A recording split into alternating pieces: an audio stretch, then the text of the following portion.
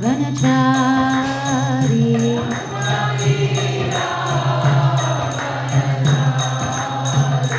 Jaya Radha Madhava, Jaya Kunja Bihari.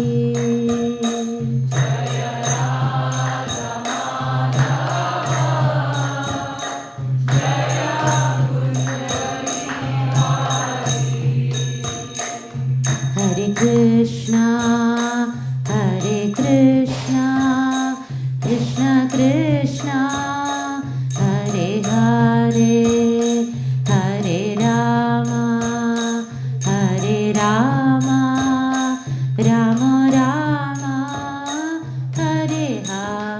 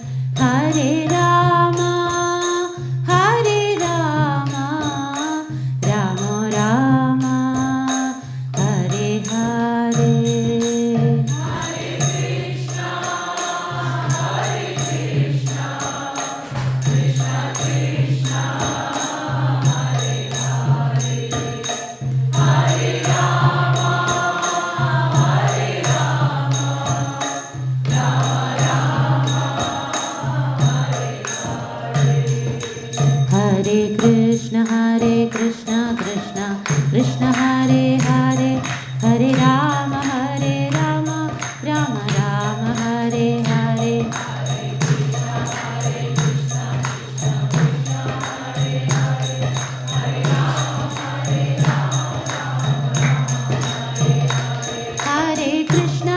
Hare Krishna, Krishna Krishna, Hare Hare, Hare Rama, Rama Rama, Hare Hare.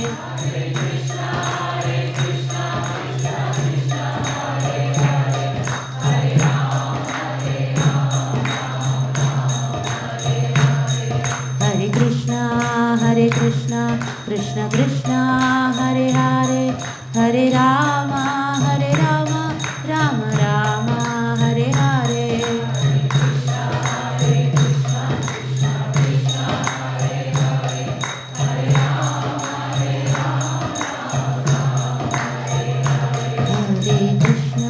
Hare Krishna, Krishna Krishna, Hare Hare, Hare Rama, Rama Rama, Hare Hare.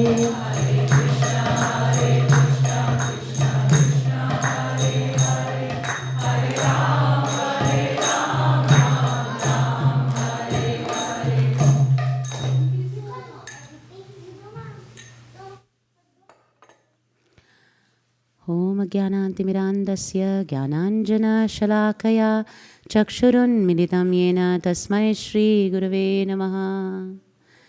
Thank you so much, everybody, for being here. Today, I will be attempting to talk a little bit about how to surrender to Krishna. And the goal, I just was in a seminar, a conference for a couple days last week. And in the beginning of the conference, in every seminar, they usually say, what is the goal of this? The goal of today's class is hopefully at least one devotee would get connected to making Krishna as his friend. So the whole scenario is going to be, we all love stories, right? Yeah. So, I've been teaching Sunday school and now Saturday school for more than 2 decades, and I love to tell stories. And because I always work with kids. So let's talk about how to surrender to Krishna. Who has surrendered to Krishna? And in the past, who has achieved perfection? Arjuna has surrendered to Krishna. We all know Bhagavad Gita.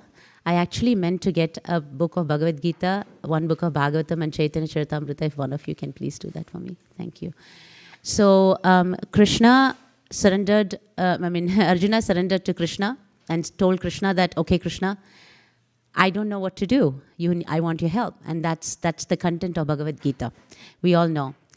Now, Arjuna was a very good friend of Krishna. He had no envy towards Krishna. And the association was extremely intimate. And so Krishna told him that I will be your chariot driver, no matter what. So this is the Bhagavad Gita for those of you who have never seen a Bhagavad Gita. And this is where the two friends that talk to each other, and they have an intimate conversation. And in that regard, we understand how we can make Krishna our friend. And Krishna has become the chariot driver of Arjuna, not because, you know how we have friends? Friends are those people who are extremely loyal. They'll do anything for you. Doesn't matter what comes.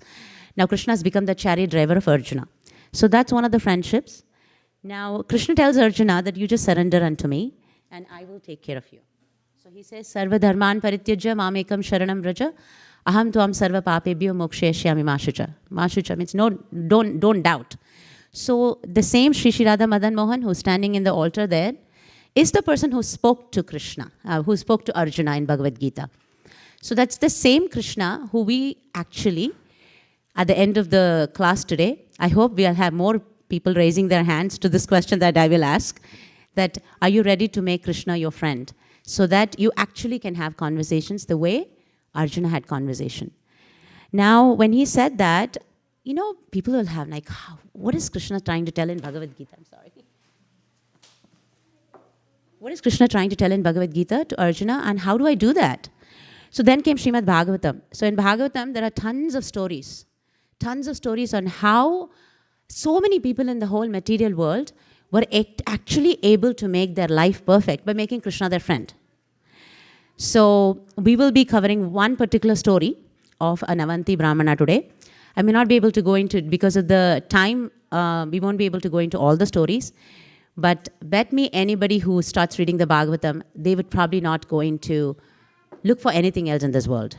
Because, you know, the industry that makes most money, the film industry, right? They tell you stories.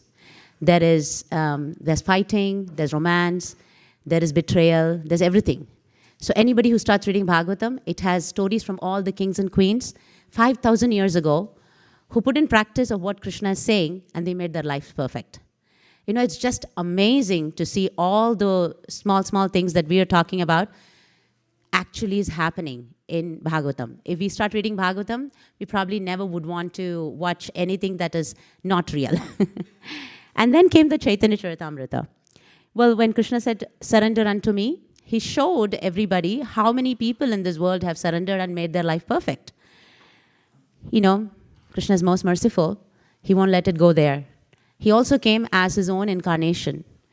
As Krishna came in his own Swayam Rupa as Chaitanya Mahaprabhu, and he showed us how to surrender. So that comprises of the entire biography of his entire life. That is Chaitanya Charitamrita. Well, I may not be able to cover every bit of every book that is there here, but the goal is that at least we can start making Krishna our friend, you know, be loyal to Krishna and make our life perfect. Now, who's the most well-wishing friend that we can have? You know, I mean, we can think of it, but there's nobody who is, I mean, we all have friends, there's no question. But nobody can ever be as well-wishing as Krishna. That's why Srila Prabhupada had put in a book called Your Ever Well-Wisher. I know many of you must have read that book. It's a beautiful book, and that your ever well-wisher friend is Krishna. Well, then, you know, some people can ask, you know, I come to the temple, I see a beautiful deity, he gets dressed up so beautifully.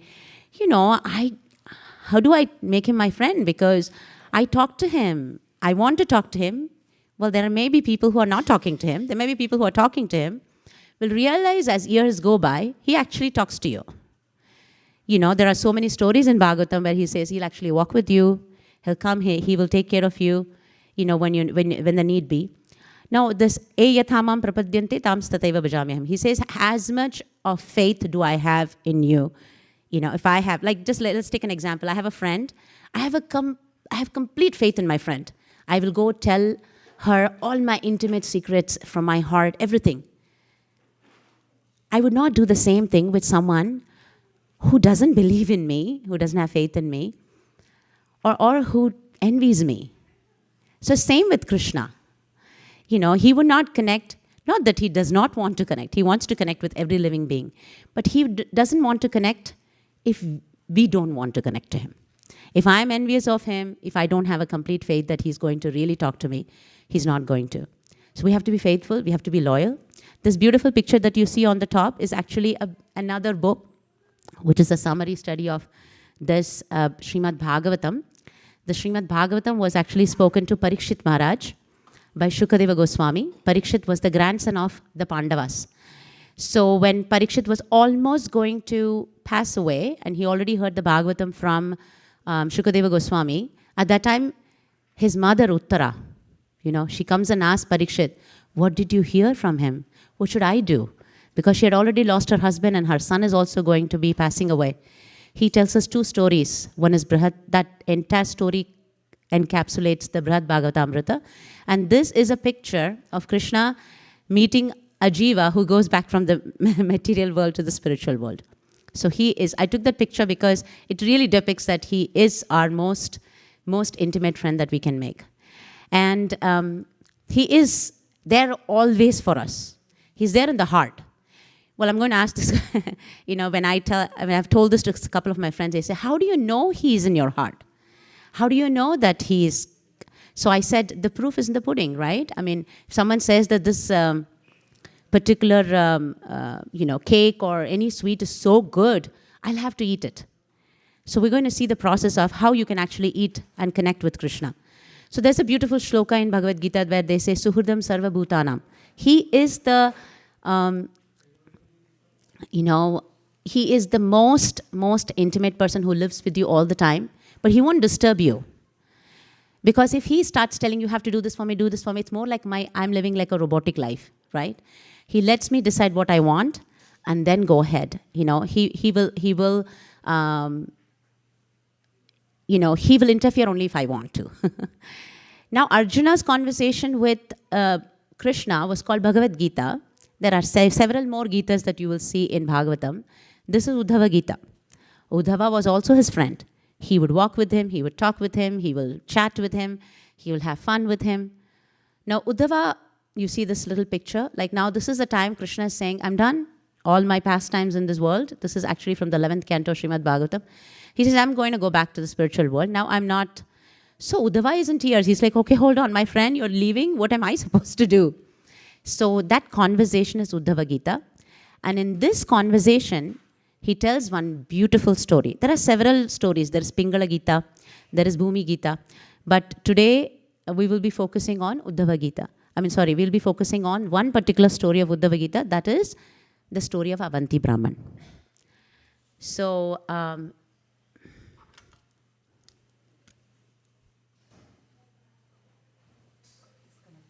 yeah, connected.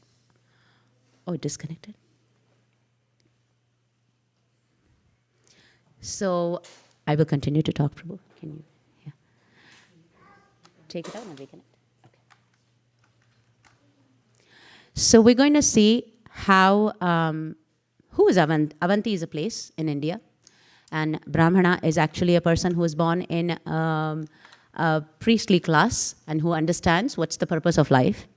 So, this is the story of Avanti Brahmana.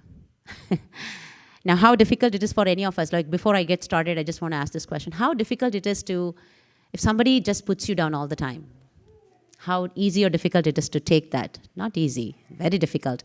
When somebody praises you, it's always great, glorious. When someone says that, oh, you can't do this well, you can't do that well, you're fit for nothing, and things like that. Now, why are we talking about it? The first 3 shlokas of that particular chapter talks about how difficult it is to tolerate insults. Now, Udhava is asking Krishna, what am I supposed to do? He's asking lots of questions. In that context, he starts saying this particular story. Now, let's get into the story, and I'll tell you why we had this particular picture here. This is one of the most pious stories, and it happens in a place called Avanti. He was a very rich Brahmana. He was very rich. He had lots of pious credits. What does pious credits means? If I do good, good is going to come to me, right? So he had whatever he put into, he was an agriculturalist. He making money. He had a lot of things that people really wanted. But the problem with him is he was not sharing it with anybody, not even his family, his friends. He just wanted everything for himself, So family became inimical. The relationship between anybody in this world is give and take. If I'm not able to give something to anybody, forget about even my own family. That's what Srimad Bhagavatam says. For devotees, it's different. But Bhagavatam says that living entity in the material world is always worried just about themselves.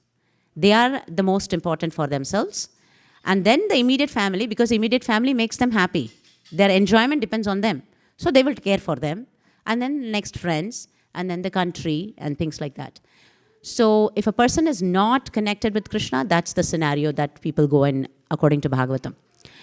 Now, Avanti Brahmana was extremely inimical. He was always thinking about his money, wanted to take care of his money. He didn't want to think of, giving anything to anybody. Well, all this was going on.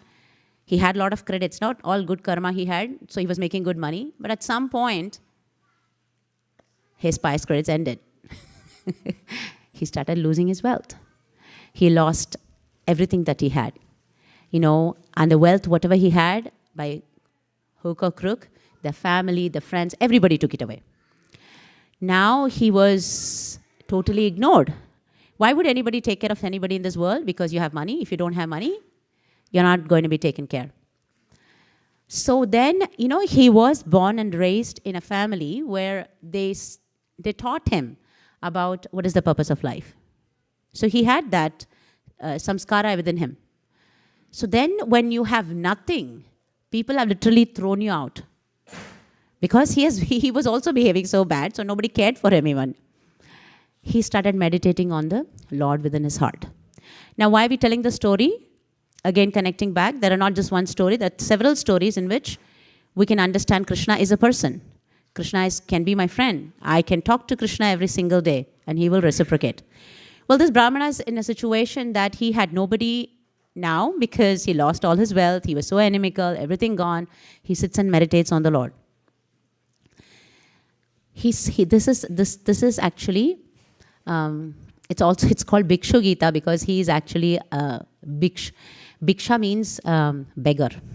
He becomes a beggar now. He has no money. He literally becomes a sannyasi and he starts thinking what has happened in his life and what has he achieved in his life doing whatever he did. He starts telling, I was tormented by my wealth, greed, I wanted money, money, money, money. And because he was self-tormenting himself in this life now, misers, what happened is if they self-torment themselves in this life, and then of course they end up in the hell because they don't share anything with anybody, And with money, what happens is you're always in a constant anxiety. How do I make money? How do I save the money? How do I, protect it from others? How do I make sure that I get more than others? So the mind is constantly thinking about that. So he realizes that how he has wasted his life and how he has been doing all this for no reason. Now, this is a beautiful shloka where it says that theft, violence, speaking lies, duplicity, lust, anger, perplexity, pride, quarreling, enmity, faithlessness, envy, so many things are actually the problems that can come because of the greed of wealth. Well, does that mean that I should not make any money? Anybody? We should make money. We should make money, have Krishna as a center, and not be attached to the money. Krishna, if you wish, give me money, I will use it for service to you. But with Avanti Brahmana, when he had the money, he was not using it forget about God, and he was not even using it for his family. He was just keeping it for himself. So that's what. Now, as it goes, he starts selling. For a single coin of money, relatives becomes enemies. Now, we've seen it happens in literally every family. It happens literally in every nation. Just for one, paisa, 1 rupee, that your own people become your enemies because want of money. Just imagine, I was just thinking about this scenario. I know that, whenever we have these little kids having the grain ceremony, their little babies, I think that the time has passed so fast. I've literally been in grain ceremonies of every youth who are there in the temple now. That means 20 years has just flown by. And you see her little kid walking, and she will be a youth, no time. And, all of us just will grow old. And, whatever we had, the only attachment to Krishna is going to go with us. Not even one rupee we're going to take. Then he starts understanding the rarity of human birth, Even demigods in the upper planetary system think that I want to be born in this place. Why do you think demigods want to be born here? Demigods have that's first-class compartment. Why do they want to come to a second-class compartment like Earth planet? Any idea? Anybody? Yes. Yes. Probably then they get a mic. Yeah. So they get an opportunity to do devotional service. And just imagine, I only have to live here for about maybe 80, max 100 years. I can perfect my life and go back to spiritual world. If I'm in the demigod world, my God, my 6 months is 1 day for them. My 6 months is another one night for them. That means my 1 year is only 1 day for them. They live for such a long time. And how long will I take to go back to spiritual world, right? So then he starts thinking about all these things. And if one does not use this facility, it's like killing your self-interest. I've been born in a human form, If I don't understand what's the purpose of life, I have money, I have wealth, but still I'm not going to be happy. How many here think that actually money can make a person very happy? I would say yes in one context. If I can distribute more Bhagavatams, more money is good. But how much money would I need to eat?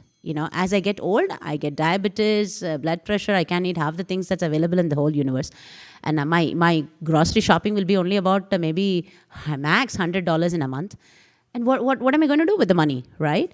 So the most important thing, the self-interest. Self-interest is to actually understand who am I, where am I heading to, what's the purpose of my life, and am I using my life for the right understanding? Now, no one should be attached to the material prosperity. Well, I have to work hard. I need to make sure that I do what I have to do as a part of my responsibility as a family, because almost everybody here is a grahastha. So it is just a matter of I'm just getting so attached to making money, and then forget what's the purpose of the money. Just about a couple weeks ago, I was just asking Vaisheshika Prabhu this question. I'm doing so many things on a passionate mode. How do I remember all the time I'm doing this for Krishna?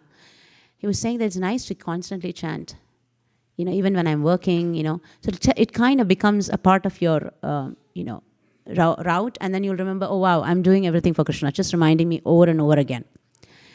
So the material prosperity is not worth. Like if one does not distribute wealth, it will surely fall down.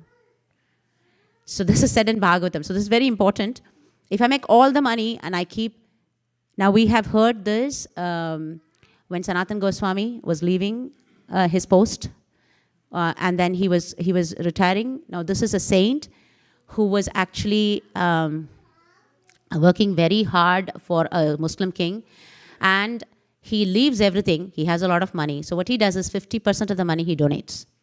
25% he gives it to relatives, and 25% he keeps it to himself, so that in case of emergency he can use. So just getting all the money and just keeping it to yourself, it's not going to make you happy. Very important, the money that you make. Now, one of the important, the 25th verse says that discriminating persons utilize money, youth, and strength for perfection. And he says, I have not. Now he's in a situation where he's realizing everything. Now that I'm an old man, what can I achieve? Why intelligence should suffer in search of money? For one who is in the grip of death, wealth, sense gratification, and those who provide these cause another birth. If I'm going to constantly think I want to gratify my senses, everything is about I and mine, that person is not going to have a happy life or a happy death. Now he is very thankful. He doesn't know where he's going to get his next meal from. He's changed into a mendicant, but he's very thankful. He doesn't have even 1 rupee of what he collected, or $1. He's saying that my detachment is Lord's mercy. He realizes that, oh wow, I'm detached by all these things because I have Krishna's mercy on me. And he then thinks that I will be austere now. I will make sure that I make my life perfect.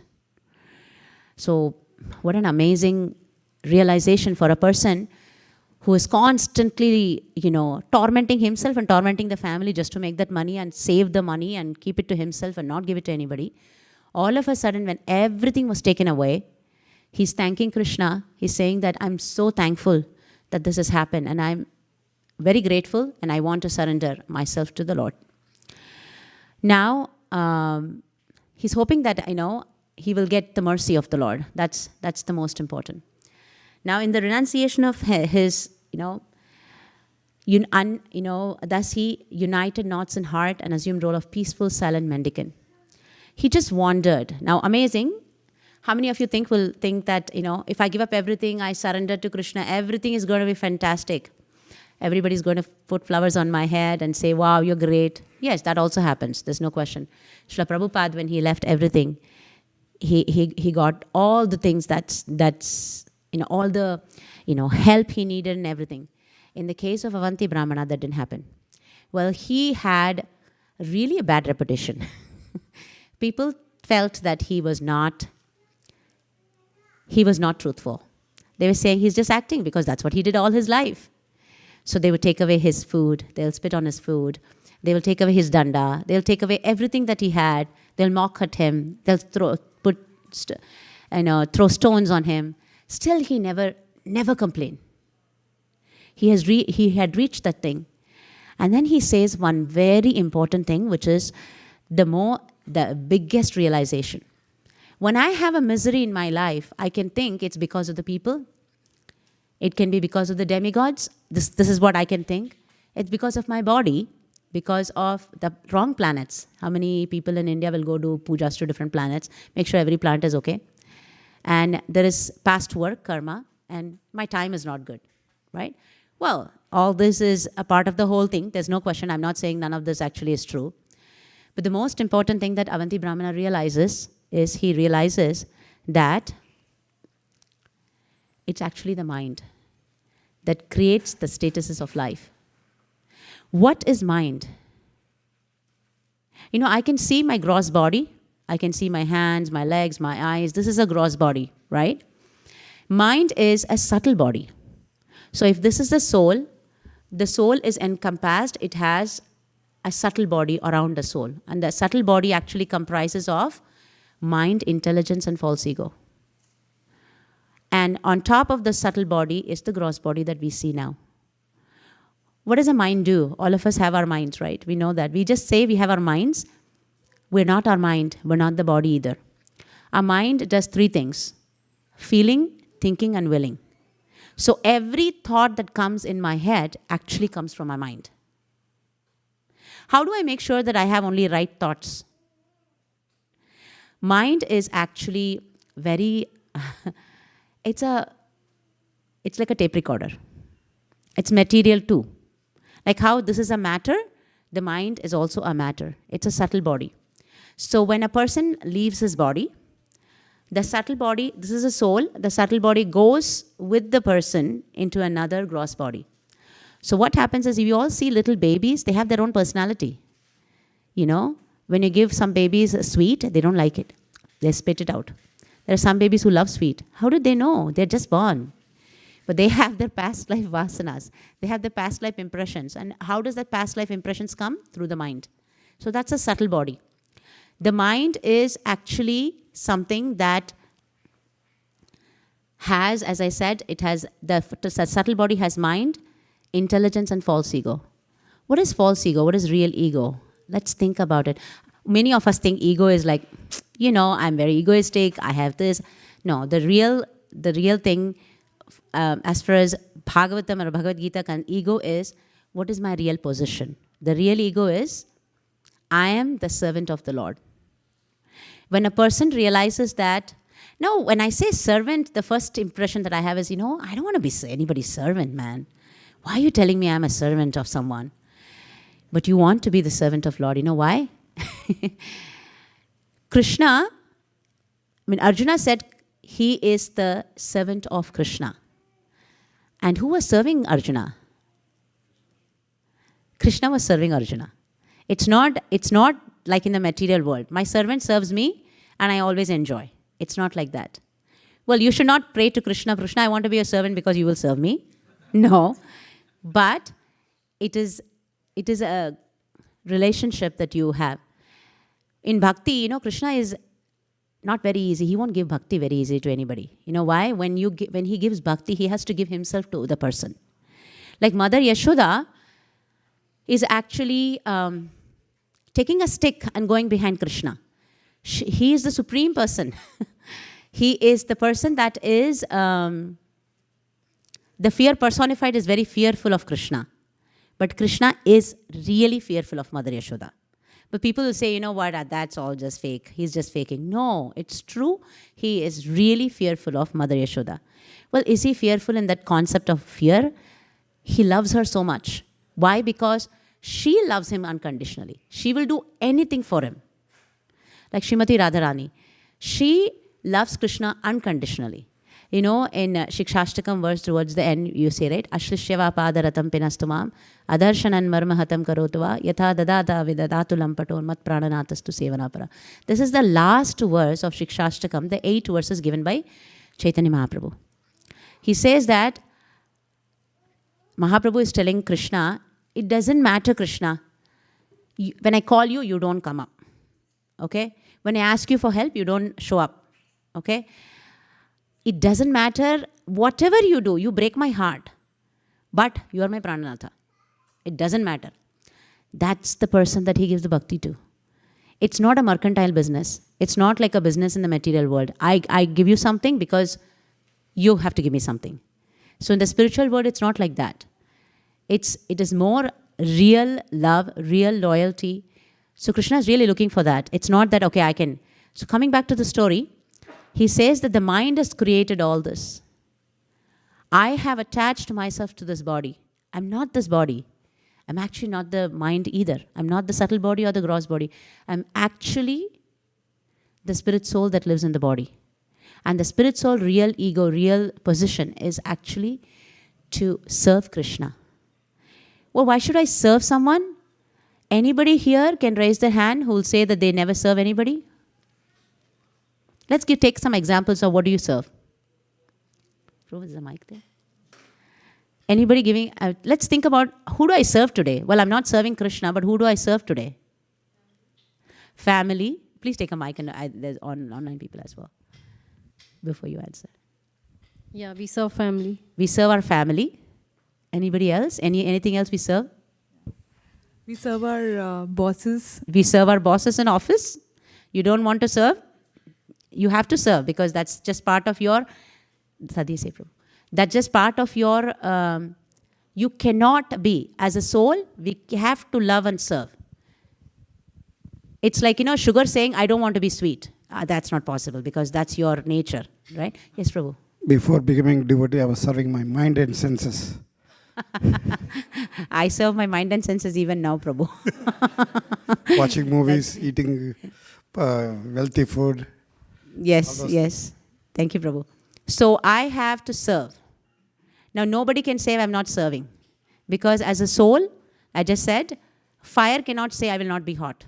It's the nature of the fire to be hot. The nature of the soul is to serve and love. If I'm not serving and loving Krishna, I will be serving and loving someone else. But then when I serve someone else who's not even reciprocative, right? Well, my love towards serving a boss is actually only the money. Nobody is going to serve the boss. He tells tomorrow, I'm not going to give you money. Nobody will go to office, right? So I am actually serving with an ulterior motive. But serving Krishna is serving without any motive. Because Krishna has no motive. Just imagine, I need Krishna to even breathe. I need oxygen. He provides the oxygen. I need this body to enjoy. He provides this body. He doesn't need me. He has millions of Lakshmis serving him. But he doesn't think like that. He's very unconditional. He comes and stays within my heart and is waiting. So you all remember the two, I'm just going to quickly go back to that particular presentation. There were two birds. Now you see the two birds in, if you can, let me increase the size. Krishna is actually, sorry.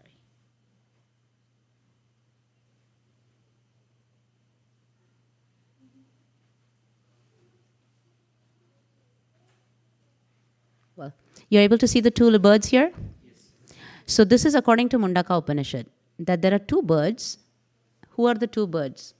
One bird is me, the soul. The other bird is the super soul. Krishna never lets me go, but he will never disturb me.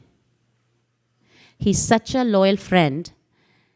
Once he has taken me as friend for eternity, he will never let me go, but he will not disturb me either. So you see one bird is busy eating the fruit. The other bird, you see that little, on the top, that is Krishna. And the bird that's sitting under is actually the living entity. The living entity is so busy enjoying this world in different bodies, different things. At some point of time when the living entity thinks that, wow, why am I suffering here? What is going wrong? I need to get myself fixed. I need to go. At that point of time, Guru's mercy, Prabhupada's mercy that we get to read the purports and I realize, and I look at Krishna, then I know the exact way how to fly back home, back to Godhead. So that's the process. Now, what I was just saying that, so he is a loyal friend. Why doesn't he, I have had recently one person asked me, why doesn't he actually wake me up and tell me, what, let's go. It's this comparison like with our kids. Every parent here would understand. When you tell children, no, don't do that, it's not good. Sometimes they really want to do it. Even without you noticing, they might go put their finger in the fire. Well, when they're playing with the fire and you tell them, don't, no, and you put the finger in the fire, and then the hand gets burnt, and then the baby's crying, the mom is going to feel sad, empathetic, but the suffering is only babies. The mom can only feel for it. Now, I've had people who asked me in the past, hey, hold on, why is God doing all these bad things? If the child comes and asks me, why did I get burnt? Well, you put the finger in the fire. You have the independence. Krishna gives us the independence to choose what we want. If it was not that way, then, as I said, we would just be robots, right? So here, Krishna is allowing us, but he's still there. I still remember this so well when I first tried to understand this concept. My son was very little, and he was, we had just taken off the training wheels, and he didn't want me to touch the bike. He wanted to go by himself, and I was worried he's going to fall. So I was running behind him, and I didn't hold the bike, but I was putting my hand this way so that if in case he falls, I'll hold it. And I was remembering this Mundaka Upanishad thing. At any point, if my son screams, I'm going to fall, I'm ready there to hold it. So even mother's love, Bhagavatam says mother's love is actually the closest to the love of Krishna. But Krishna's love is non-comparison. Even mother's love you cannot compare. It's far above that. So this is very important. So that he does. And then here again, let's go back to the Avanti Brahmana is actually now, he's telling that, oh, it's not any of these people, it's just my mind. I have thought that I designated myself to this body. I enjoyed this body. I had all these things that I wanted to do. And because of that, I am suffering. I have identified in the wrong place. So he realizes that. Now, this is exactly, I didn't realize we had the point here. Yeah, so super soul is transcendental. That's Krishna. You see, you're able to see the picture of Krishna there. And the soul is embraced the mind. He's thinking that whatever thoughts he's getting is because, whatever thoughts he's getting is real, Now, how do I change the thoughts I get? People always have this problem, right? I get negative thoughts. I get thoughts that are not okay. As I said, mind is actually a tape recorder. Whatever you expose it to, it will repeat. That's it. I remember this so well when Vaishnav Prabhu said that we have to memorize the shlokas. I was memorizing the shlokas. I wake up at night, I remember the shlokas. I sleep, I'll remember the shlokas. So it's you can train your mind. What does intelligence do? So I said mind, intelligence, and false ego. I correct my false ego by doing what? I realize that I'm not this body. I'm Krishna's servant. I need to serve Krishna. So that's real ego. And my, intelligence should be used in reading the scriptures. When I constantly read the scriptures, I have answers to every question that happens in this world. Every question. Anybody has any question in this world, the answers are there in these books. I'm not kidding. It's 100% true. So any question I have in my mind, and it has happened, I'm so sure happened to many devotees who constantly read the scriptures. I have a question in my mind. Krishna will answer the question through the books, through a devotee. Somehow or the other I will get the answer. So how do I correct my subtle, like here Avanti Brahmana is saying it's because of my mind, and how do I get rid of all these thoughts, all these negative thoughts? First is, the mind can be controlled easily by chanting the Hare Krishna Maha Mantra. Mantra, man means mind, tra means trayate, relieving your mind from stress. That's what mantra means. So this is a Sanskrit word, and when I want to, it doesn't look like people are suffering from depression and having trouble only now. It's been there since time immemorial. That's why the mantras have been existing for so long. Now, here you see that he's saying that it's because of my mind, because he did not perfect his life. Now, knowing the story of Avanti Brahmana, what can I do in my life? I can make sure that I chant my rounds nicely. If I get up in the morning, it's easier to chant because I'm in the mode of goodness. So I chant my rounds. To purify my intelligence, I read the scriptures and I serve the lordships, thinking that I'm not the body, I'm your servant.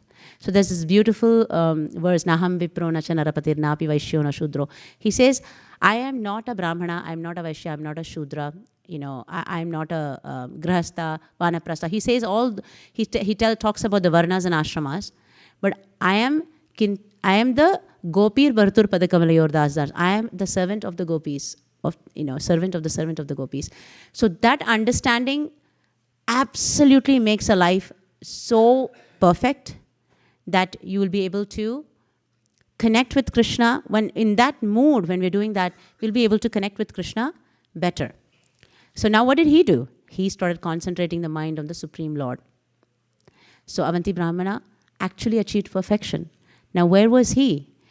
He was living in a village called Avanti, and it is still there.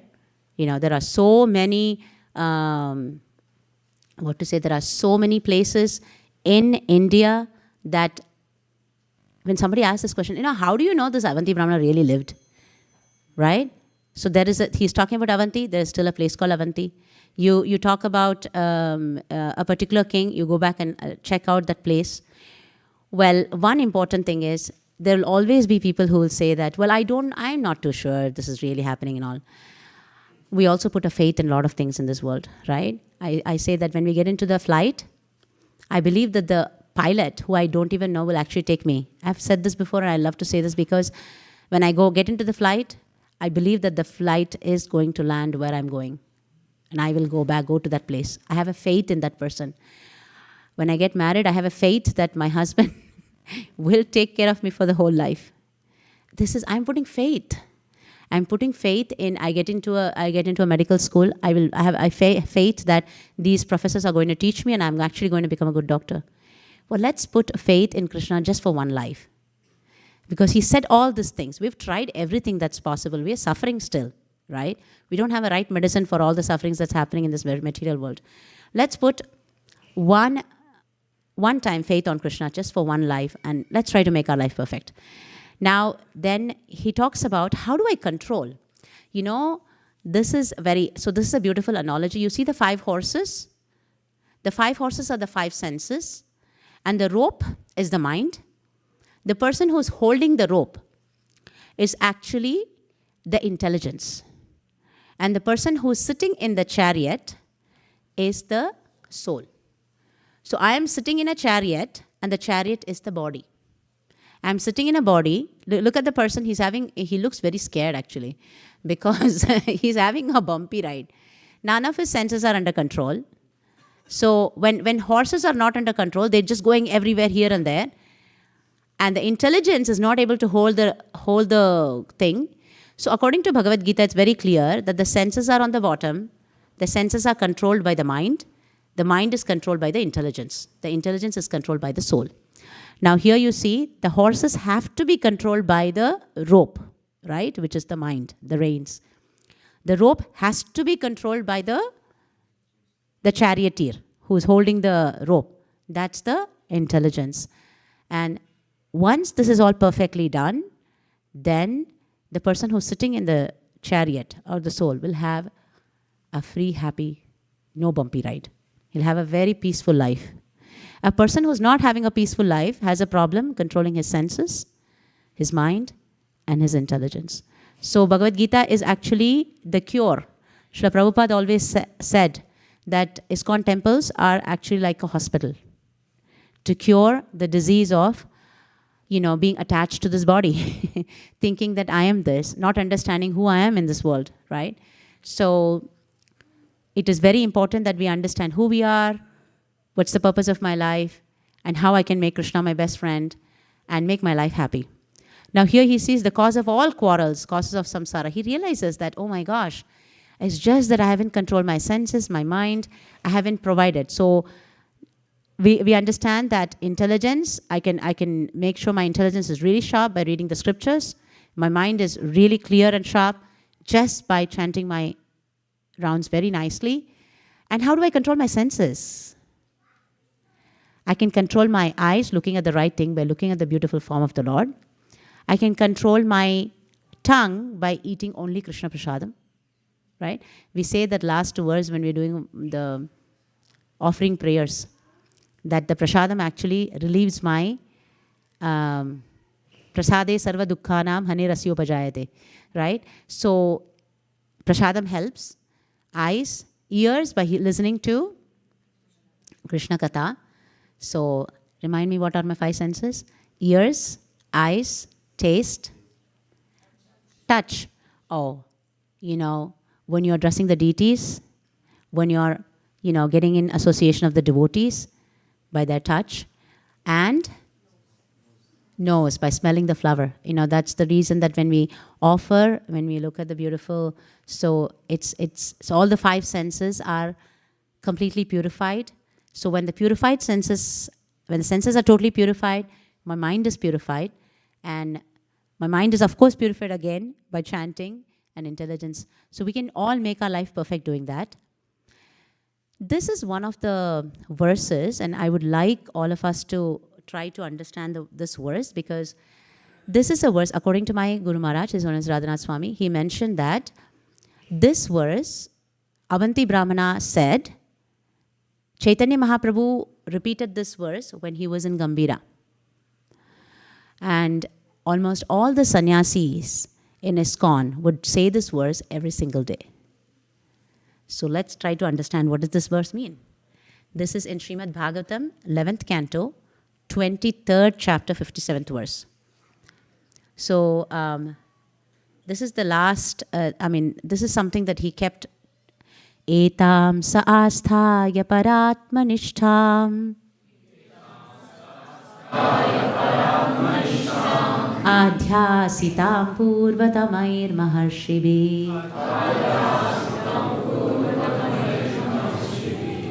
aham tarishyami durantaparam tamo mukundangri nishevayaiva.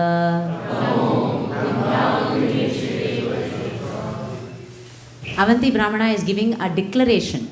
I shall cross over the insurmountable ocean of nescience by being firmly fixed in the service of the lotus feet of Krishna. This was approved by previous acharyas who were fixed in firm devotion to the Lord, Paramatma, the Supreme Personality of Godhead.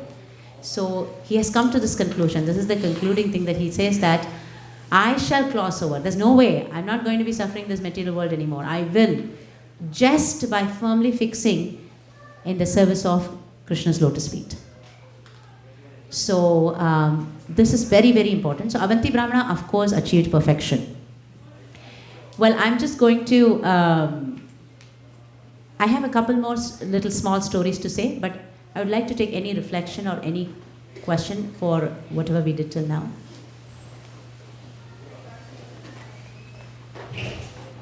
Okay. So, yes, bro. In this verse, nescience. Can you please explain what nescience means? Let's look at the dictionary to make sure that we know the exact word.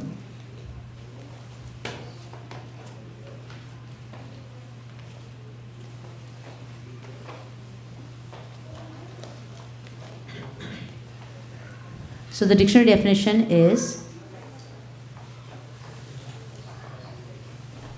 that means a lack of knowledge or awareness or ignorance. So here, when ocean of nescience is the material world where you don't understand what's the purpose of your living, you're just going on and on and on and on, where you don't even know where you're going. There are so many people, you ask them that, oh, I believe in God, yeah, I'm not an atheist, I believe in God. But then what to do after that? Do I want to really stay here, suffer for eternity, or do I want to make a change in my life and make my life perfect? So that's super important. Thank you, Prabhu. So this was Avanti Brahmana story, and I'm going to, because we don't have any questions and comments, I'm just going to cover a few more stories which is in Bhagavatam, and it is just amazing. Yes, Prabhu.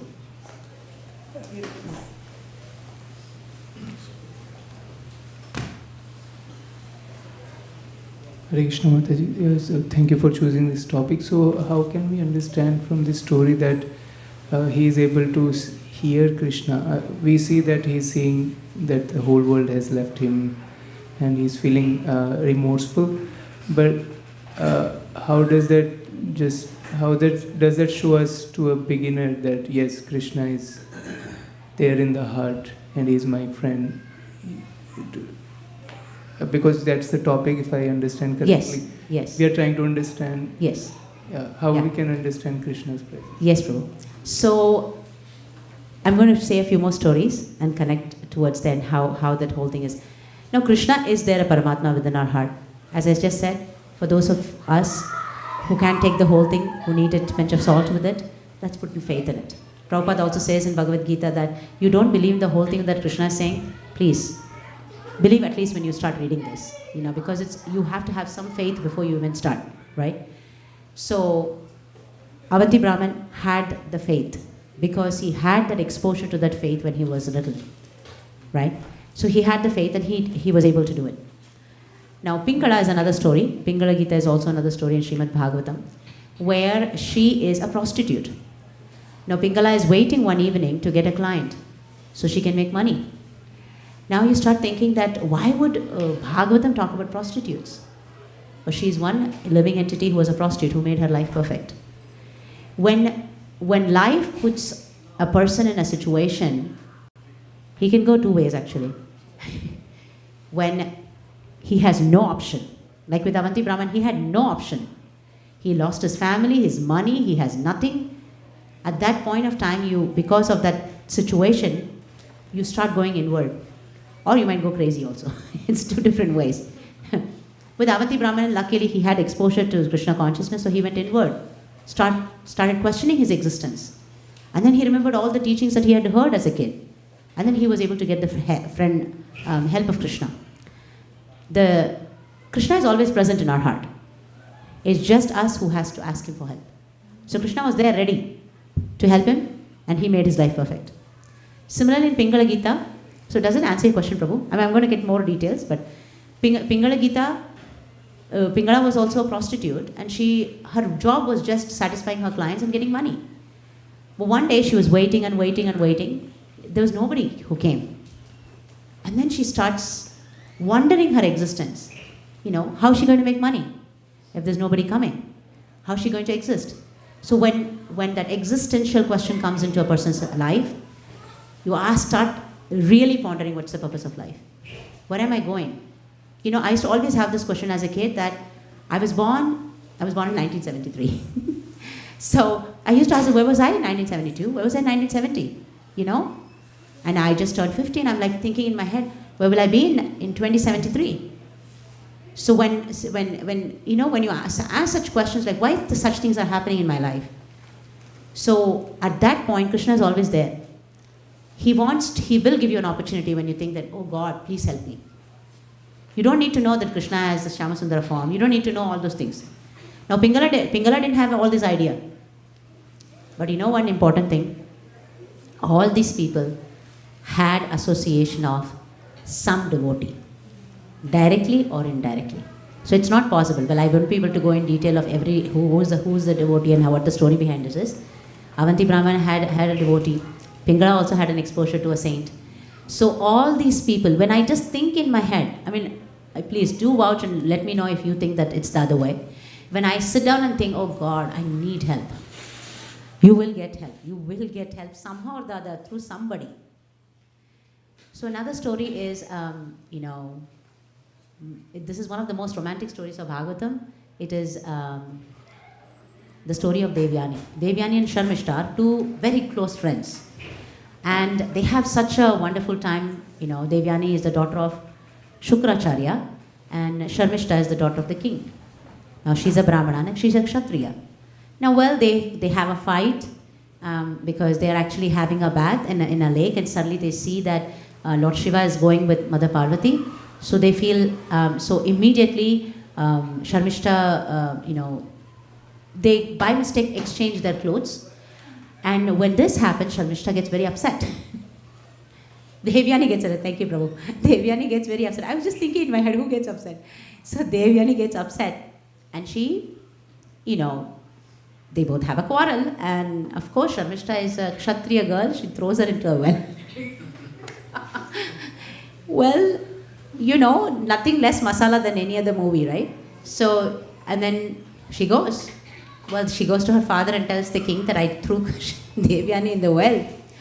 The father is so worried.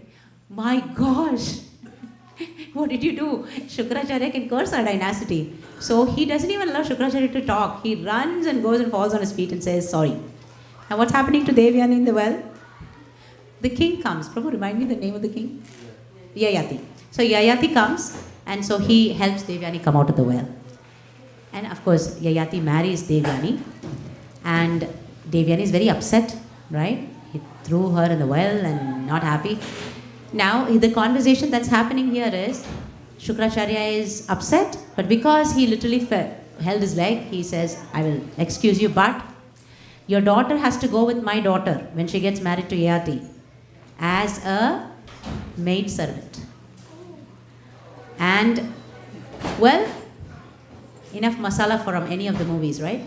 So she goes to Yayati's kingdom, and he also says that you should never have children with Sharmishta. But Yayati does.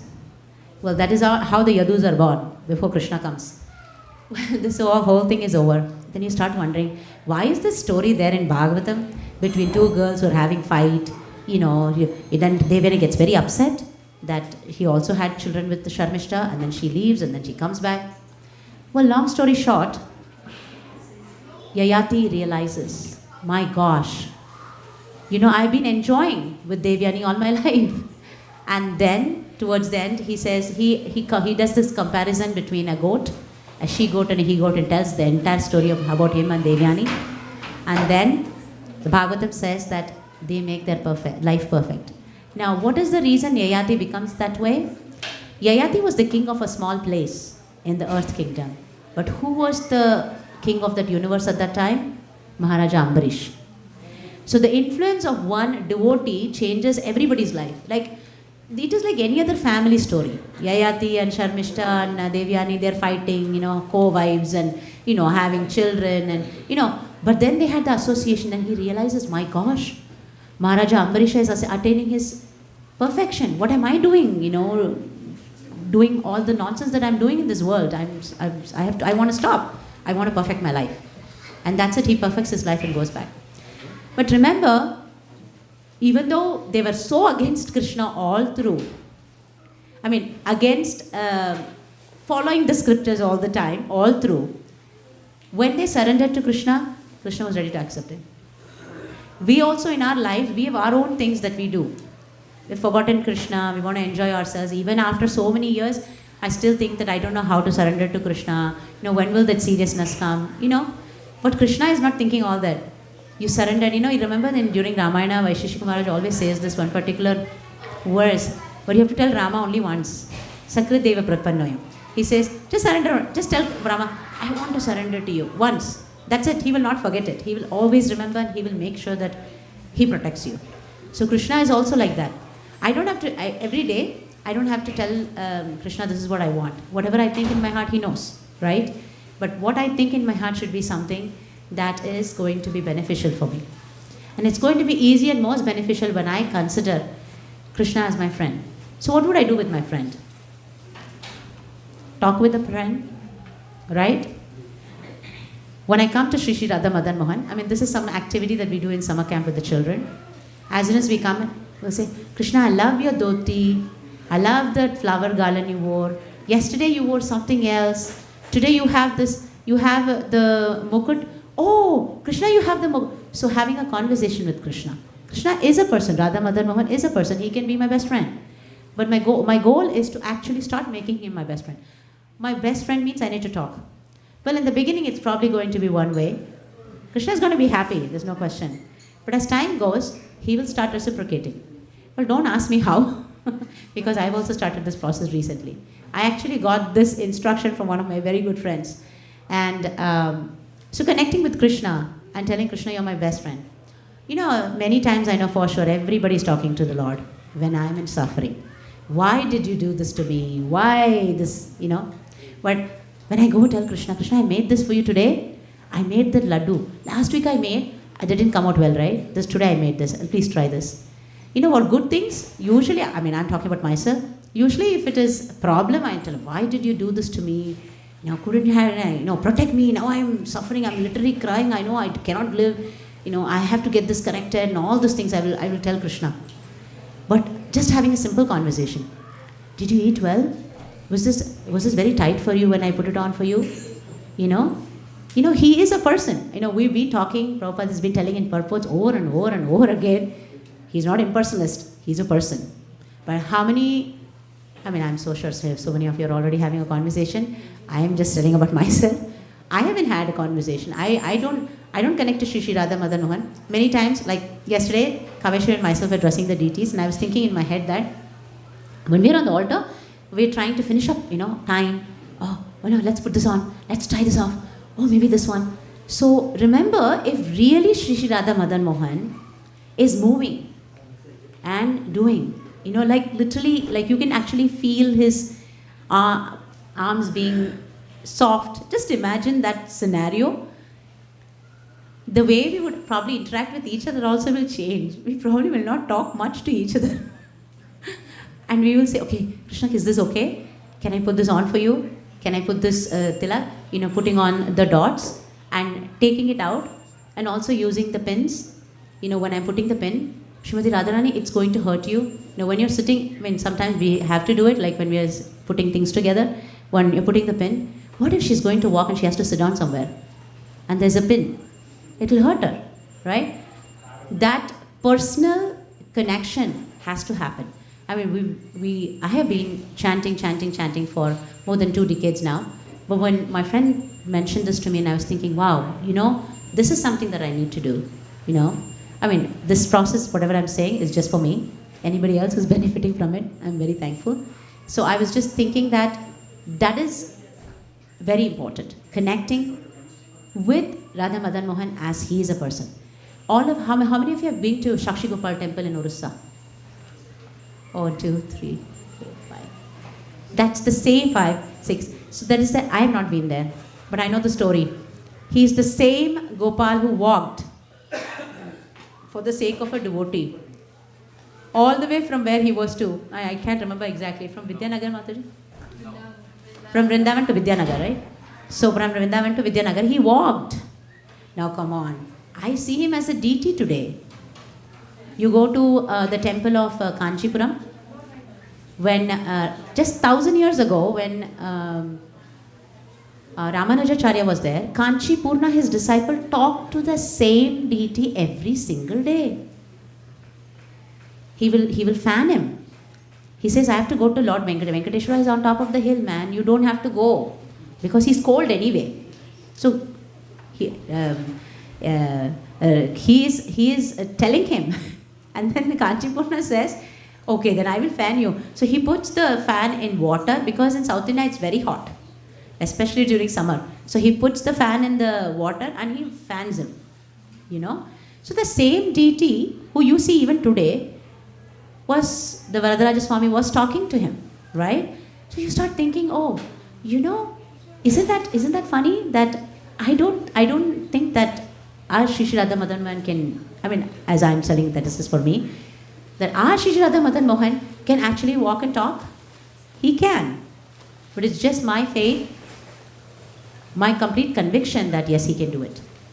And then treating him like that and talking to him on a regular basis. That is super important. Now, the story that I was just saying, Avanti Brahmana, or the story of Pingala, the story of Yayati and Devyani. Well, I'm still looking. Did Sharmishta go back to Godhead? I don't have an answer yet. It was not mentioned in Bhagavatam. I was a little sad, but I'm pretty sure she did, because she was the reason behind the Yadu dynasty. Her child becomes the predecessor of Krishna. So I'm pretty sure, but it was not mentioned in Bhagavatam. So I was just, so every story that you see in Bhagavatam were simple people who had all the problems of their mind, senses, living in this material world, but they did perfect their life and go back to spiritual world. So the reason why we have to read is that we also can do the same thing, you know. We also are affected by our mind, our senses, false ego, you know, greed, anger, lust, pride, illusion, all the anarthas are there. But it shows that we can achieve perfection like all of them. I'll stop there. If anybody has any questions or comments, and then we'll do a little kirtan.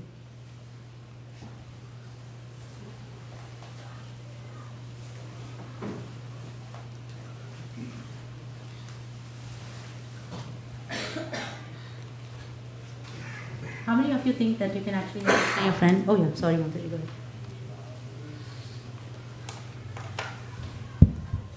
Thank you, Mataji, for such a nice topic.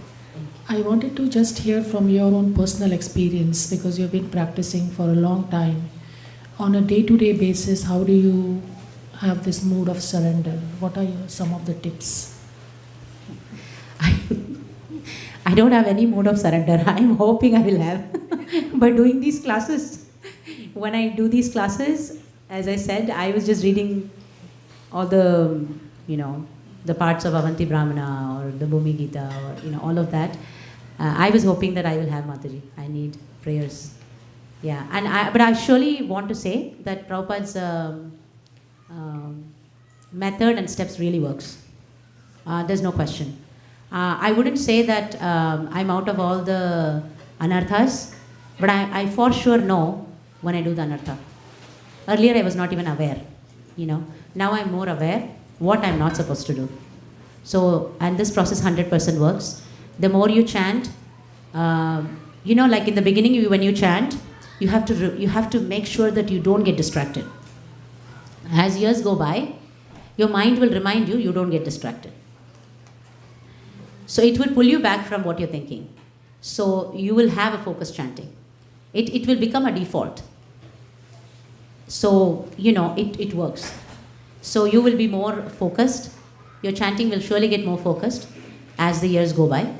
And of course, chanting in the morning is super important. And reading scriptures, you know, getting to know.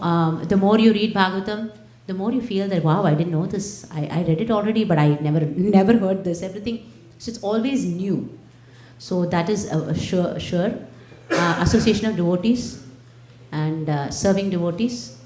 Yeah, these are things that, you know, everything that Prabhupada says in his purports, I think it's 100%. It's a sure shot way to connect back with Krishna. Now, when I said about the friend, I hope everybody got that part. I have to make Krishna my friend. All these stories are connecting that Krishna really reciprocates.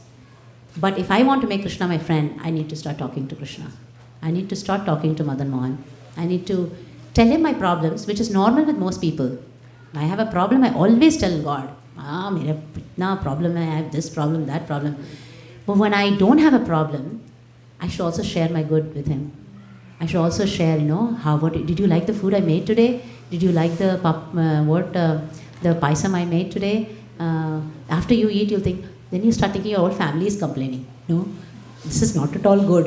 And then you think, oh Krishna, you are so merciful. You just ate it, So, thank you. Yeah. How many of you are really going to become friends of Krishna? Oh, thank you. So the purpose of my thing is done. Please don't just raise your hand. You're raising in front of Krishna. That is one thing I should tell you beforehand. He is expecting you to be his friend now. Everybody who raised his hand. So you need to connect with him on a regular basis. Well, it takes time because for time immemorial, I have ignored his presence. Even after becoming Krishna conscious, also I have ignored. Jaldi khana gao. I just offer, and then immediately take it away. No, I don't know humanly how in 1 second anybody can eat food.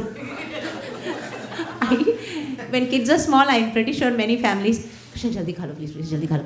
Just, okay. Then, kids will be waiting. Did Krishna eat? Did Krishna eat? Not even 2 seconds. And you take the offering out and start feeding your children. Then you start thinking, okay, Krishna, I can eat. But then, as years go by, it's like, please let Krishna eat at least for 5 minutes. Let me leave the thing on the altar for 5 minutes. So it's nice. There's so many people that is a perfection of my class today, that many of you will actually start connecting with Krishna. Okay, so since there, yes, Prabhu.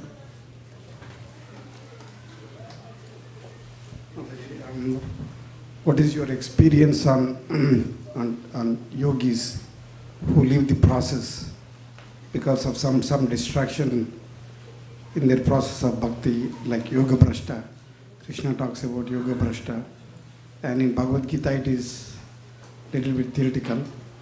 Do we have any practical examples where devotees left and came back to the process and started practicing with more sincerity and more rigor than what they were doing before? Saubhari Muni wanted to, of course, he offended a devotee, that's why he had a fall down. But Saubhari Muni was, distracted. He married the 50 daughters of Mandata, but then he perfected his life. He and all his wife went back to Godhead. So all the stories that you hear in Bhagavatam is there just because they perfected their life, wherever they started. So, Prabhu, I was just thinking, I know in the past also you've asked these questions about, not following. Krishna is surely going to take care of you, Prabhu. I knew that,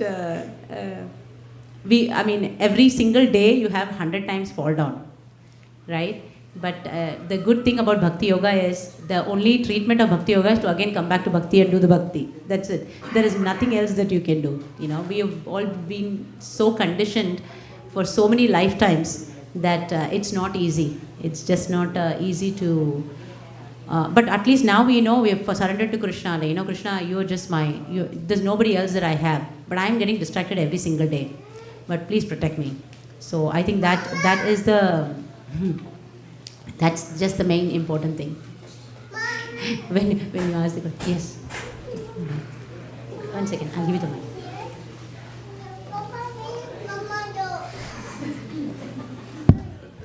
Namaste Mataji. Okay, so this is my first time I am here. Okay, and in life we try to achieve our goals, dream, we hustle a lot. Like we accomplish our dreams and then again we think of new dreams, but that never stops, right? So I have a question, like what do you think the purpose of our life? Maybe it might be like very, like in bigger terms, but just want to understand like what is the main purpose or goal of the life that everyone should achieve or like everyone should strive for, or like that will give the happiness in life to everyone, basically. Wow, that is Krishna consciousness. The purpose the purpose of human life is to actually ask a question. Bhagavatam starts with Athato Brahma Jignasa. You should ask this question, who am I? So Srila Prabhupada's books are wonderful. It actually answers the question. I'm actually not the body, I'm a soul that lives in the body. I've been taking, how babies' birthdays are celebrated and then, people pass away as they get older. Well, there's nothing wrong in having any material goals to achieve, to get a promotion or to do well in life. There's nothing wrong in it, but connecting Krishna to it. I still remember when I first attended one of the sessions that I attended back in Bombay in Radha Gopinath temple. Radha Gopinath Prabhu mentioned that whatever achievements I have in my life is zero in the spiritual way, but when you add 1 to it, that's Krishna. That 0 becomes 10, 1 more 0 becomes 100, 1 more becomes 1000. So add Krishna to the equation, because he is the best well-wishing friend we have, and he's with us all the time in our heart. I can be ignorant of him, but he's still there. People who are atheists, also he's there. He's there in the heart of Brahma. He's there in the heart of COVID as well. COVID is just a small little virus. So he's there. There's no discrimination for him. He's there in everybody's heart. So your life should be to make sure that you connect with him. Yeah. So reading Bhagavad Gita. Please come to temple regular. Today is your first day here. Yeah. Actually second day, but first for kirtan. Yeah. Oh, wonderful. Welcome to ISV. We are a huge family here. And what's your name, Prabhu? Mayur. Mayur. Let's have a welcome Mayur Prabhu to ISV.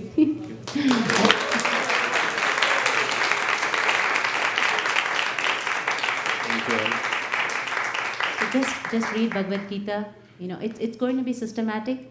Take one thing at a time. Connecting with Krishna is easy. The most important way to connect with Krishna is to chant. When you tell his name is non-different.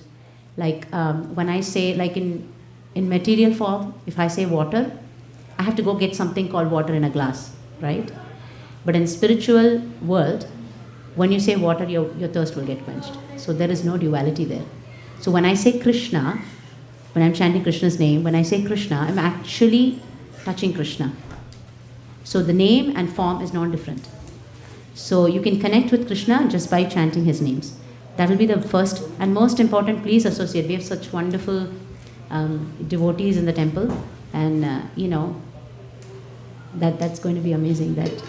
So you want to be Krishna's friend? Yes. Okay. Today I was thinking in my heart, I was just praying to my deities at home, Radha Shyam Sundar, if I make a new person your friend, my life is perfect for my class. Thank you. Thank you so much. Yeah.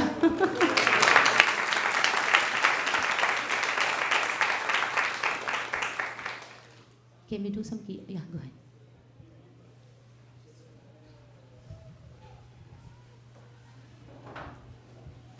Hare Krishna Mataji, thank you so much for such a wonderful class. It was very enlightening and very absorbing. Just one question I had, Mataji. So, when we are going through some troubles in life, like almost everyone goes through some problem or some troubles. So we know that Krishna is there. And like you said, connect with Krishna. So we connect with Krishna almost every day, because when misery comes in life, then it's very natural, right? That we connect with Krishna every day. So my question is that we know that having faith in Krishna means having faith in his timing. But again, that again and again you feel like, how long does it take for Krishna to answer or, settle that misery that we are going through? I don't know this question. We know that we have to have faith and we have to have patience, but how long? Because when sometimes the problem gets too much, it becomes like, so how do we understand this, Mataji? The problem in this material world is a problem if you think it's a problem. If I have, it's all in your mind, right? It's all in our minds. For a person that loses a job, right? Like Avanti Brahmana, he lost everything that he had. For any material person today, he was in a huge problem. But he never prayed to Krishna to be out of the problem. He knew that it was temporary. It was temporary. Now, it's not very easy for every person to be like Avanti Brahmana, there's no question, because not everybody's surrender is going to be that level. But at least for a devotee who has really surrendered to Krishna, Krishna is going to take care of that person. And we need to totally... If Krishna is putting somebody in that situation of so much problem, right? If that person is a surrendered devotee, it is surely Krishna's plan to make the person a lot more like Prabhupada, right? He lost all his business. And then he surrendered and he left the whole thing. So it's not easy, but again, the mind is the main problem. If I think a problem is a problem, so many times you think that, oh, I have a health problem. 24/7, I can be thinking about my health problem, right? But if I'm going to think about my health problem, the problem is going to increase. When I leave it to Krishna and just let it go, the problem is not going to be as much as... I was remembering Bhakti Tirtha Maharaj when he was really sick. He had cancer. He's one of Srila Prabhupada's disciples and one of the initiating spiritual masters of ISKCON. He had cancer, which is one of the most painful cancer. I think it was melanoma. So the nurses and the doctors who were serving him were saying that, this pain is just impossible. It's people just cannot, and they give some kind of a medicine and all those things. My spiritual master was with him during his last days, and I remember reading those things. And he was saying that he was having tears in his eyes and he was chanting. He says, nothing gets better than this. So he had a problem, but he had totally surrendered to Krishna. So he was way above, he was not probably feeling anything, any pain in his body, that affects anybody else. Anybody else would have been on a total, whatever medication that they give and sleeping, not even been in this universe with your thoughts.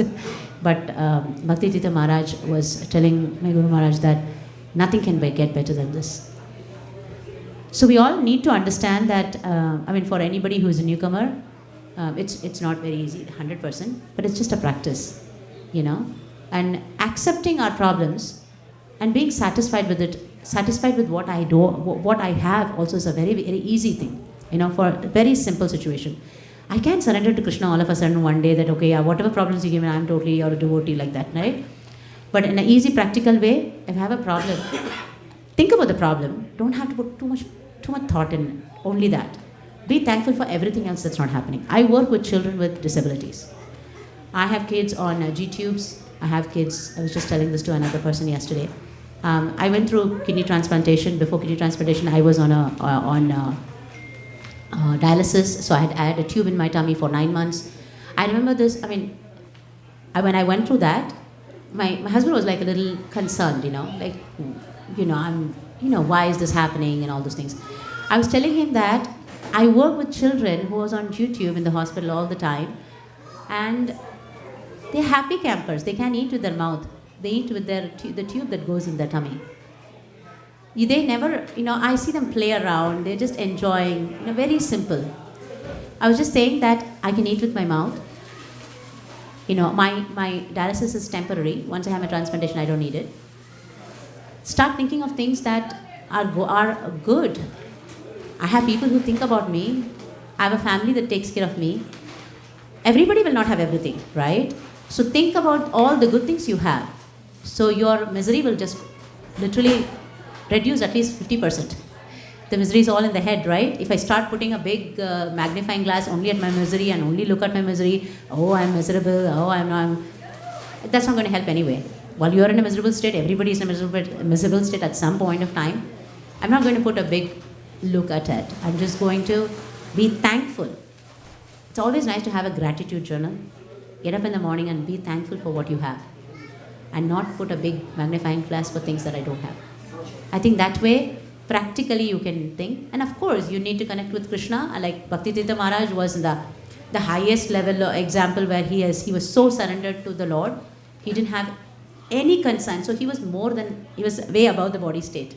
And the nurse who was serving him was saying that I've never seen a person with this kind of a concern being so happy. He was happy, and when he left his body as well. So he was already, he says, every time he's saying Krishna, he was feeling that blissful feeling. I hope that helps, Mataji.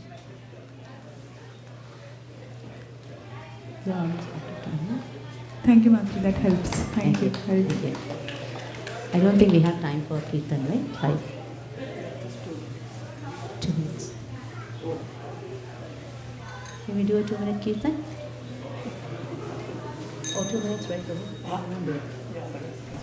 Yeah, we'll stop because we'll need time to put all the asanas away. So this is the time to connect with Krishna again. So we'll be having a wonderful kirtan, and you can look at the beautiful deities and start your conversation with Krishna. Thank you. Hare Krishna.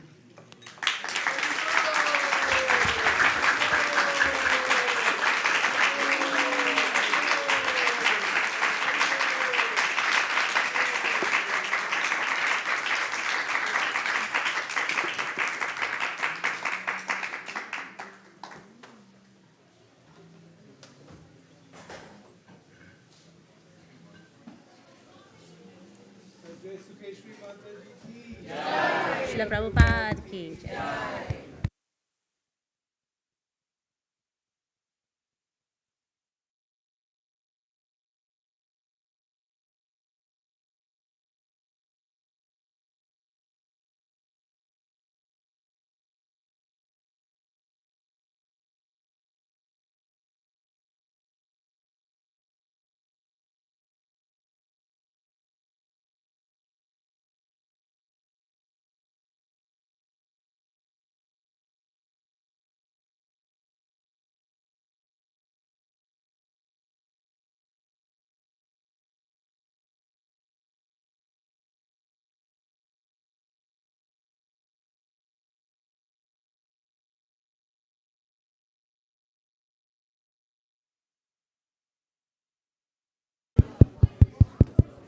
Hare Krishna.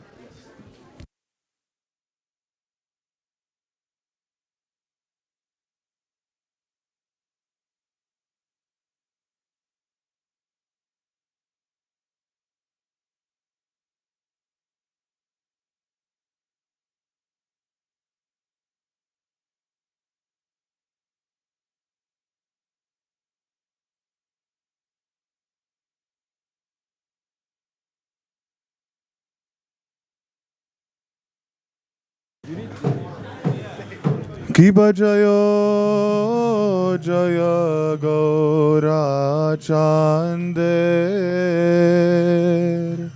Arati Ko Shobha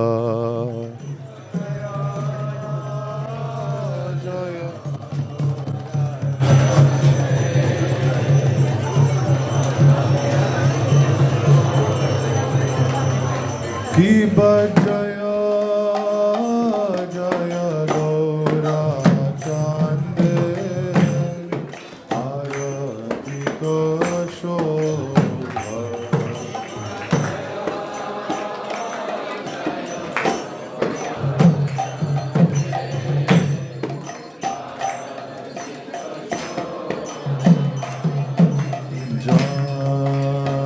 Janagi Tadavani Jagamanaloha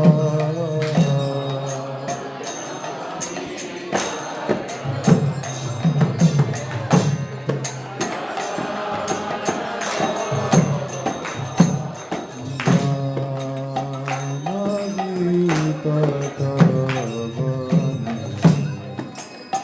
Jagamanaloha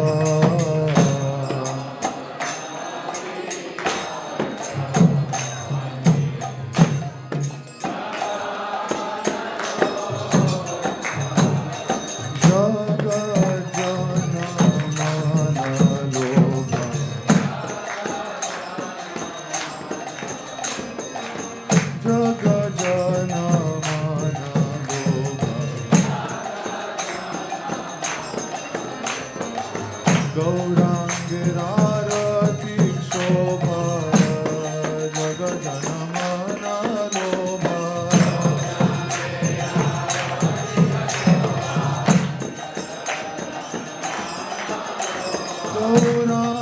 Gaurangirarati Shobha Jagajanamana Lobha Gaurangirarati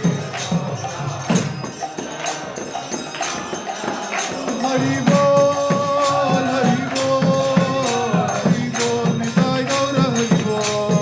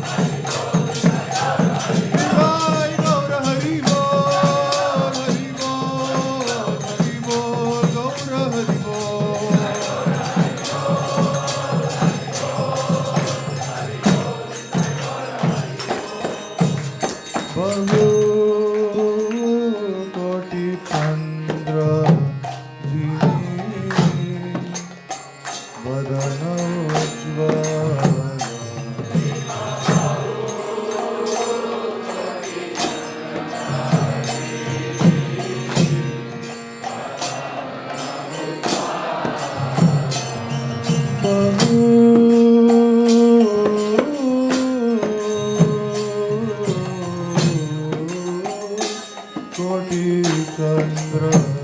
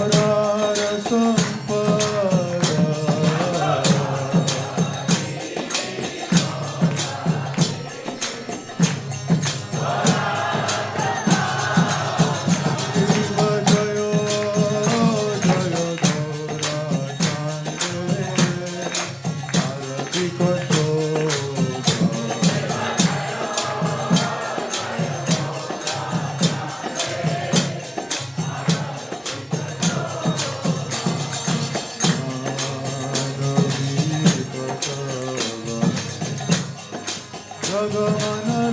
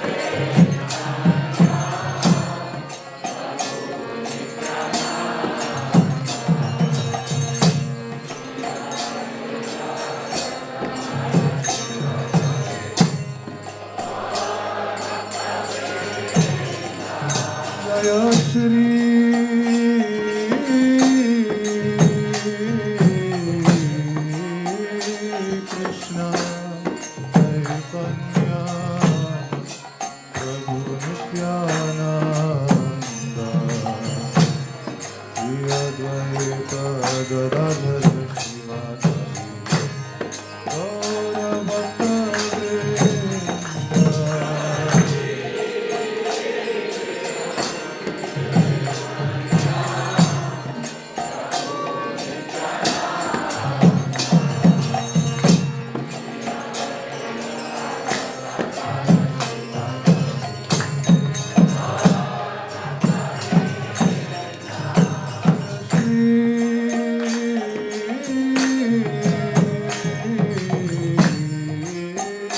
Krishna Chaitanya Prabhu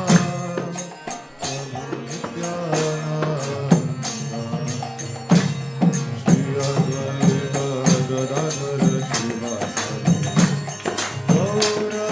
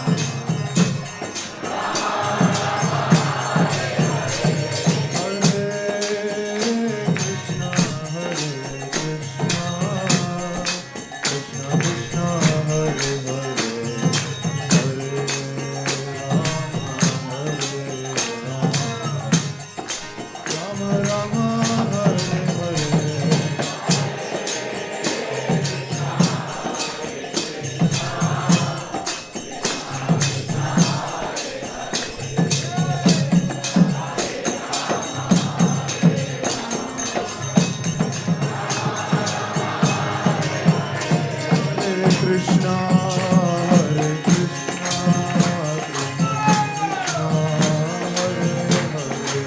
Hare Rama,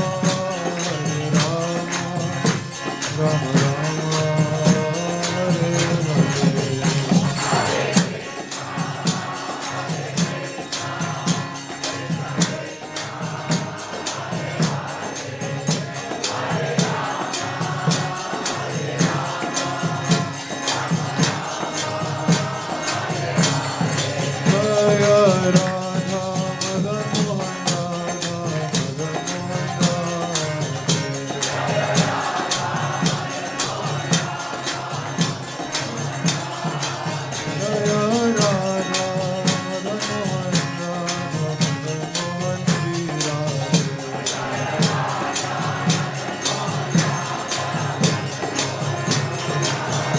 Jaya Sati Nandan Jaya Gaura Hari Jaya Sati Nandan Jaya Gaura Hari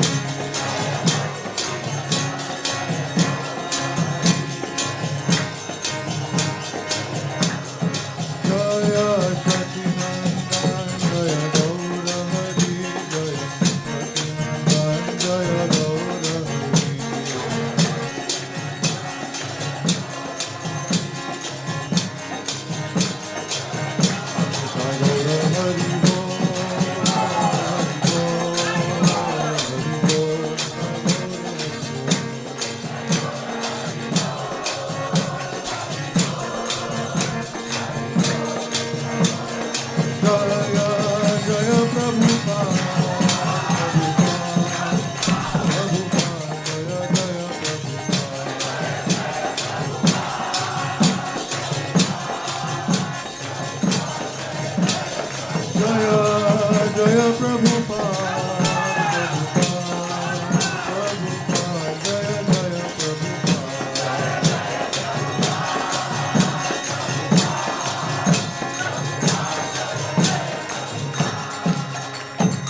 Jai Gaur Premanande.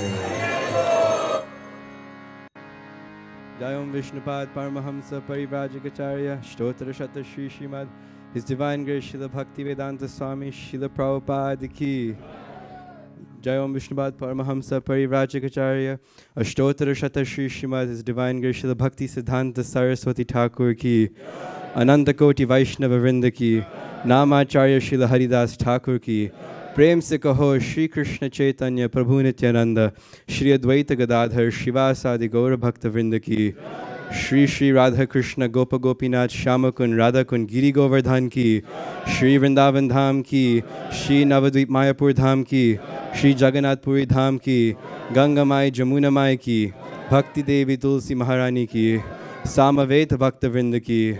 All glories to the assembled devotees. All glories to the assembled devotees. All glories to the assembled devotees. All glories to Shri Shri Guru and Gauranga.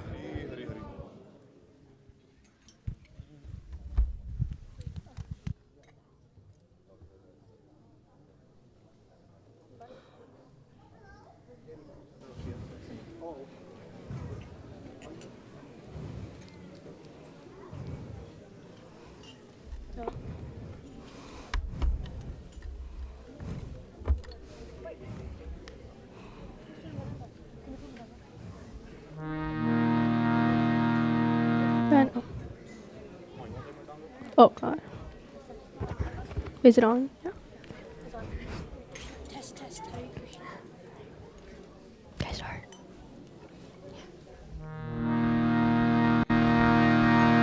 Namaste,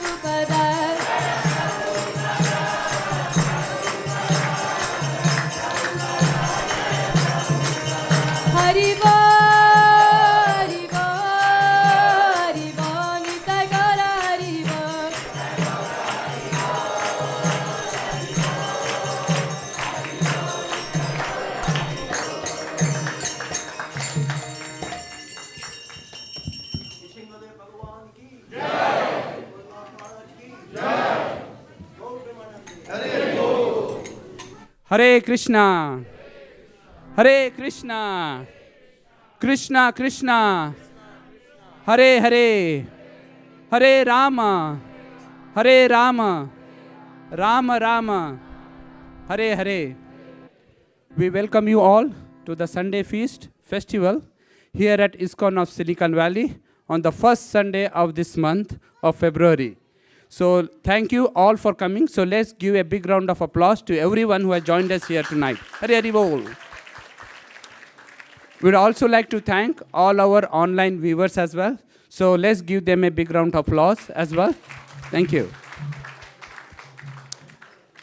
Today's discourse and Krishna Katha on the topic of lessons from Avanti Brahmana from Srimad Bhagavatam is brought to us by Her Grace Sukhesvari Mataji. So we thank and express our gratitude from bringing an excellent discourse tonight. Hare Hare Bol. Gaura Arti and the Kirtan was led by His Grace Shastra Sar Prabhu. So let's give him a big round of applause and thank him. Hare Hare Bol. And Gaura Arti was led by Bhakti Amaira. So let's thank and her for bringing excellent Arti. Hare Hare Bol. I saw a lot of new faces. Maybe they went outside. Is anyone coming here for the first time?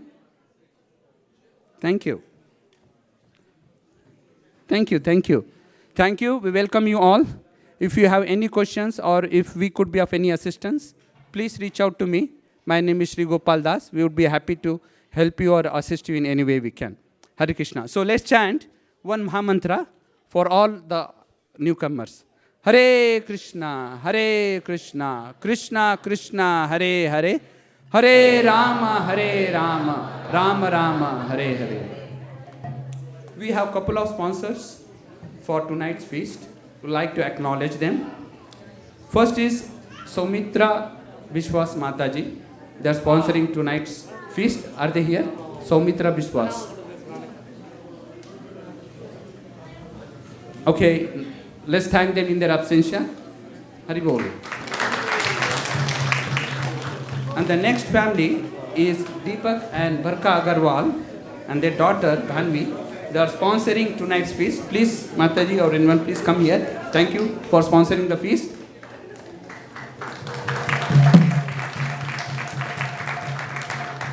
Thank you, Deepak Prabhu and Barka Mataji and your beautiful daughter Dhanvi for sponsoring the feast. Would you like to say a few words? I have something to say. I asked Krishna, I did actually a course and I really worked hard for it. And I asked Krishna if I get into that, I'll be really thankful. And I was like waiting for the result and I was very much in stress. But ultimately what happened is I didn't get into it. And I waited and I waited and I waited. But I realized by not getting into it, I am really being saved from a big, huge problem. So I just wanted to say that whatever he decides is the best. Whatever we decide is what we want right now and might be very little in front of what he is deciding for us. So just wanted to say thank you. Thank you, Mataji. Such a nice realization. You know, we make our plans, but Lord Krishna decides what's best for us. Thank you, and thank you for your wonderful sponsorship. Hare Krishna. We would like to acknowledge a special couple here at ISKCON of Silicon Valley. His Grace Priya Sakha Prabhu and her Grace Satvika Mataji. Please come here. They do a wonderful service. You know them. They are in the background, but they do excellent service. And it happened to be Prabhu's birthday yesterday or a few days back. Couple of weeks back. And Satvika Mataji's birthday is today. And we wish them a very happy birthday.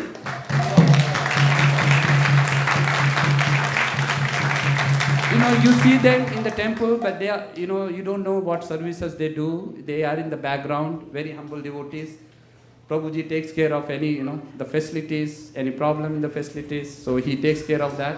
So thank you, Prabhu and Mataji. And Mataji, you see, I have seen her. She might be doing more other services, but I have seen her doing book distribution in Harinam, you know, Hare Krishna. Thank you, Mataji and Prabhu. Would you like to say a few words?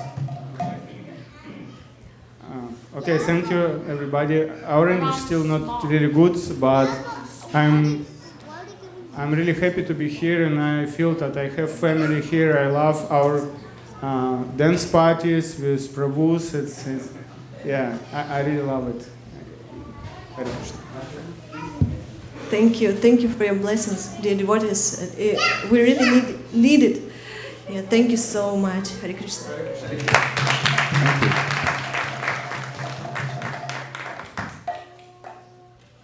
Yes, Mataji. Please come. Thank you. This is spontaneous service. You know, we are ISV. You know what is the full form of ISV? Does anyone know? Other than ISKCON of Silicon Valley. Yes. Hare Krishna Mataji. Thank you so much. Yes, please, you can, you know, say it. I'm seeking blessings from all of you for my mother's memory. Thank you. Thank you, Mataji, for sponsoring.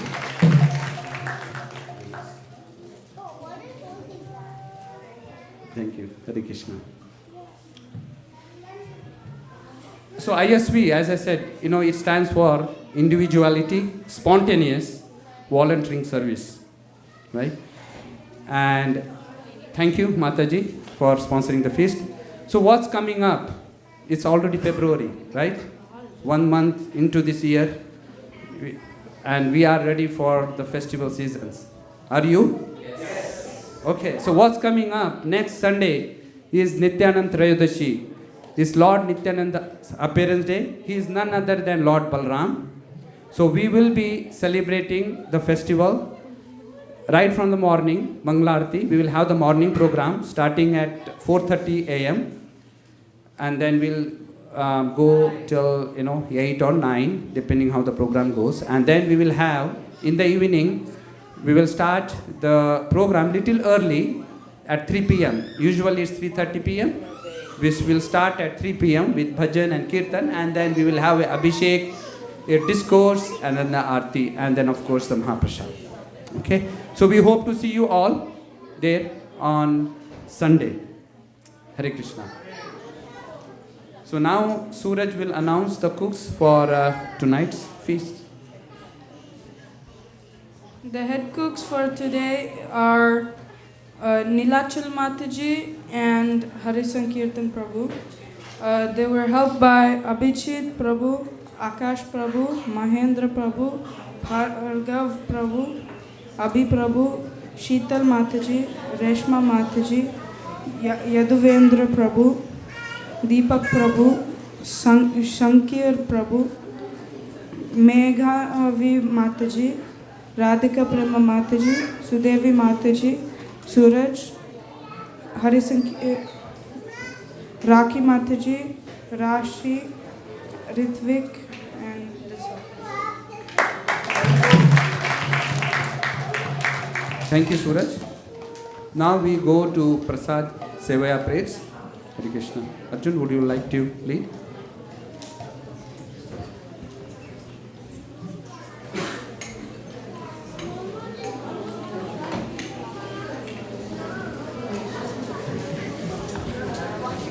Sharira Vidyaja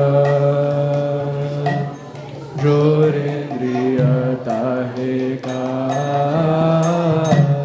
Jive Fele Vishaya Sagore Dharmade Jivayati Loba Moy Sundumati Take Jeta Katina Samsare Krishna Badodoya Moy Kori Bhare Jivajay Swaprasad Annadi Lobha Se Annamrita Pao Radha Krishna Guna Gao Preme Dhako Shri Chaitanya Nitai Preme Dhako Shri Chaitanya Nitai Mahaprasade Govinde Namo Brahmane Vaishnave Svalpa Punyavatam Rajan Vishvaso Navachayate Prasade Sarva Dukkanam Hanirasho Pachayate Prasanna Cheta Soyashu Buddhi Paryavashishtate Vayopa Bhukta Shrakanda Vasulankara Chachita Uchishta Bhojino Dasa Stavamayam Jayamadi Shuksham Paryushitam Vapi Nitam Vaduradeshataha Prapti Matrena Bhoktavyam Natra Kala Vicharana Nadesha Niyamastatra Nakala Niyamastata Praptamannam Dhritam Shishte Bhoktavyam Harirabravi Bhagavad Shri Mahaprasadam Ki